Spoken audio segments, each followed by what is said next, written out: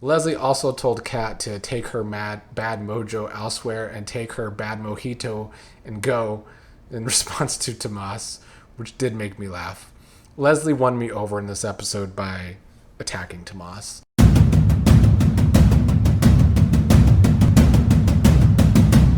What is up, fellow Beyond the Gates viewers? We had a good start to the week today with today's Monday's episode.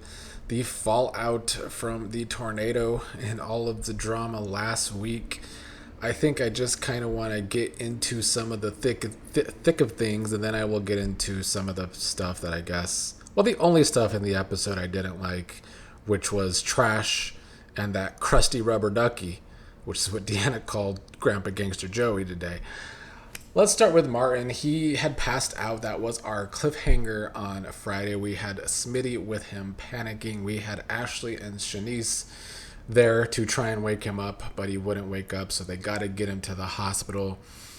The best thing about this is this was like the only scene Ashley had today. Wish the show could keep her scenes short and sweet like this one. Nicole was with Anita and Vernon at the time, not realizing what happened to her son. Nicole had to begrudgingly say that Anita was wrapped up well by Leslie on Friday's episode when Leslie was trying to tend to Anita's scratches. Chelsea was quiet with the family, asking if this is what it was like when they were searching for her back when she was kidnapped back in like September-ish. So we are still seeing that Chelsea is dealing with the effects of that happening, which honestly I kind of like, because I feel like most soap operas, this big unfortunate event will happen in their lives, and then a few months later, it's just forgotten and off to the next thing. So, I talk a lot of shit about the writing, rightfully so, but I do like that they are able to make things matter and keep things like in character when a traumatic thing happens to these characters.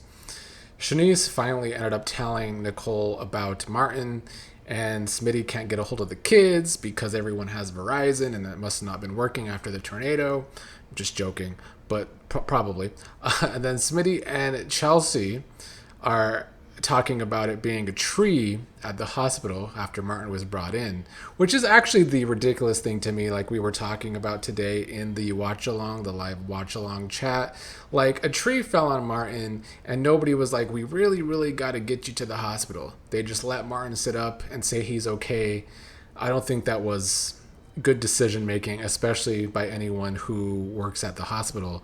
Seeing a tree fall on a man. We actually had a Madison sighting today, who was the doctor running the tests on Martin. She hugged Chelsea, so Madison and Chelsea got to have a moment after Madison was absent for the entire tornado and crossover event. But Madison is saying they ran a lot of tests on Martin, and they just have to wait for the results. Samantha and Tyrell, meanwhile, are all alone in the dark at the house. They can't get in touch with anyone because the phone lines are still down.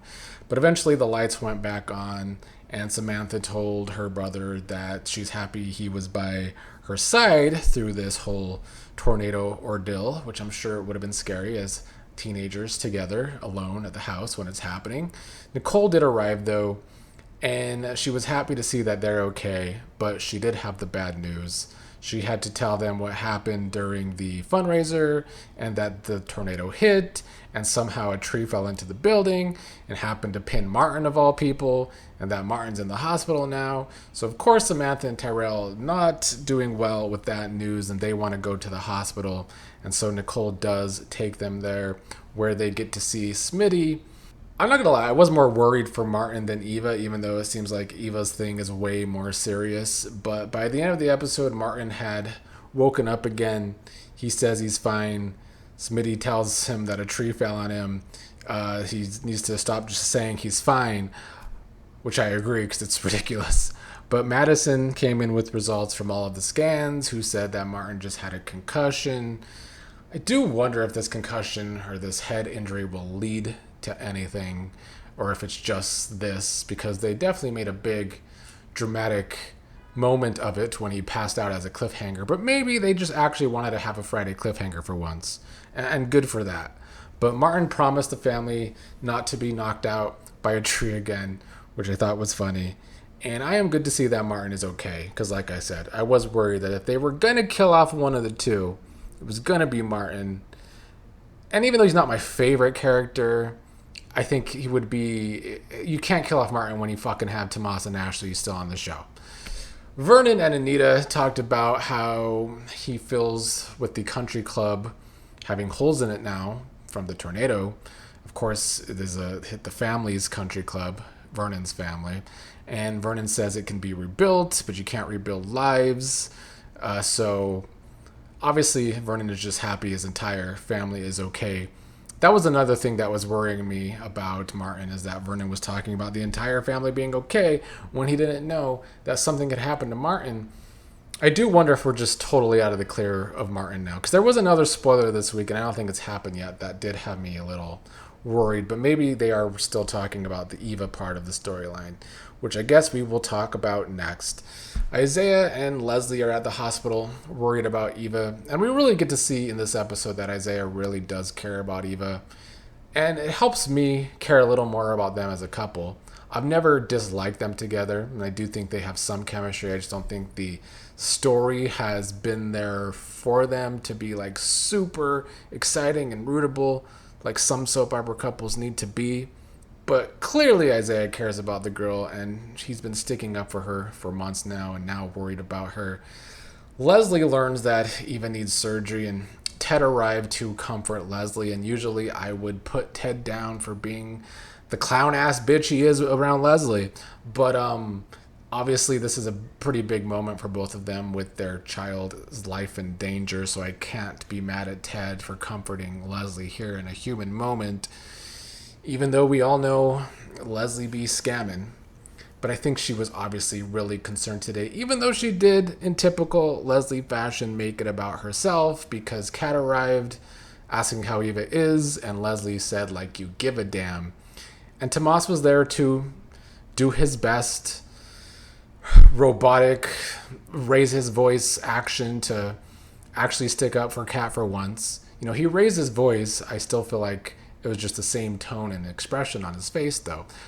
Leslie put Tomas down, saying, how dare Tomas fake concern about her daughter when he used Eva to get his jollies, which is true. And it's nice to see Tomas called out on that, because Kat and others have swept that shit under the rug with Tomas. Leslie also told Kat to take her bad mojo elsewhere and take her bad mojito and go, in response to Tomas, which did make me laugh. Leslie won me over in this episode by attacking Tomas. I'm easy. You just gotta attack the characters that I really don't like, and I will probably like that character. Like, if they have Joey's sister Heather hate Vanessa, I'm probably gonna like her. But Ted did put a stop to Leslie lashing out against Kat, or at least tried to. Tomas also doesn't want her to question Kat's motives for being there, and Izaiah wants all of this crap to be put out the window. Ted says that Kat isn't Eva's biggest fan. Leslie said that Kat isn't Eva's biggest fan, so why should Kat be near her? And Ted told Leslie to just let it go. And Leslie admitted that she's riled up because she's scared. She usually knows how to fix things, and she doesn't know how to fix things. She usually has a move, a solution for something, and she doesn't know what to do. She sat down, very sad, obviously, and concerned, and Kat was the bigger person for once, and sat down next to Leslie as well, saying they will wait together to see how Eva is. Colby, who plays Kat, just like on Friday, really great acting today with the Kat character. The doctor came and said that Eva has extensive damage to her liver that is beyond salvaging. She's going to need a transplant. They don't know how long they could stabilize her. She's been put on the donor list, but they need to test the family. And Ted is telling Leslie that it's possible that he and her maybe are not a match, even though they are supposedly Eva's parents, because that is possible because of blood types. We had Naomi arrive. She consoled Izaiah, who said that Eva was hurt bad with internal bleeding.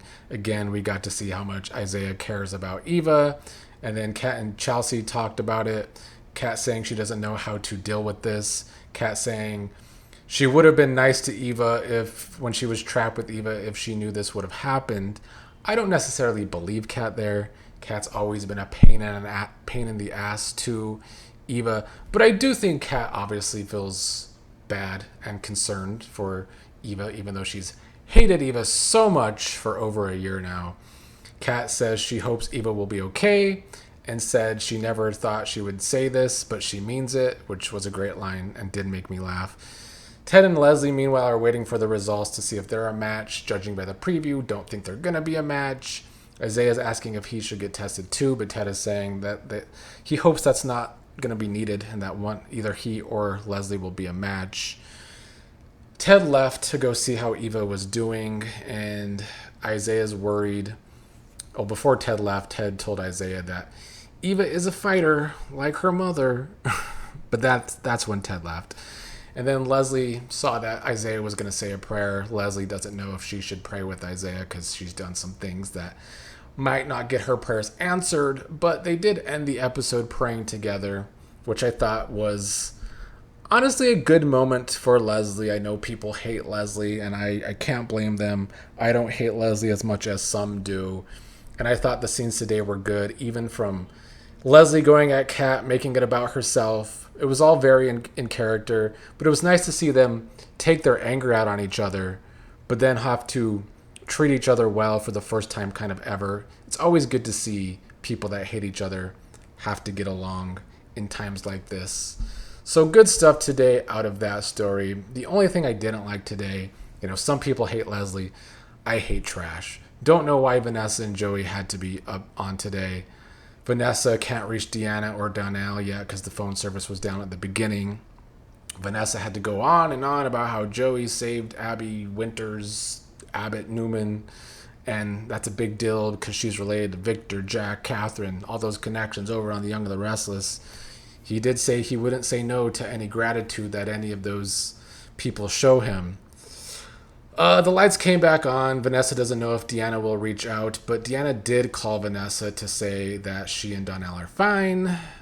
I didn't love that Deanna was softening to Vanessa, even though I get it, a tornado just hit. She was obviously be concerned about her mother. She said she realizes that Vanessa and Donnell are her family, that she loves. But then, thankfully, Deanna heard Joey's voice in the background, which made Deanna go off on Vanessa, saying that she wasn't worried about them at all, not when it's party time with her crusty rubber ducky, Joey. Such a random thing to call Joey, but I love the name. And instead of Grandpa Gangster, I might also call him Crusty Rubber Ducky from now on, because that's what he is. I don't know how that crusty rubber ducky moved fast enough to push Abby out of the way to save her life. Don't know how that happened. But it was good to see Deanna not totally soften towards Vanessa today, because Vanessa doesn't deserve it. She doesn't give a shit about her children. She only cares about her crusty rubber ducky.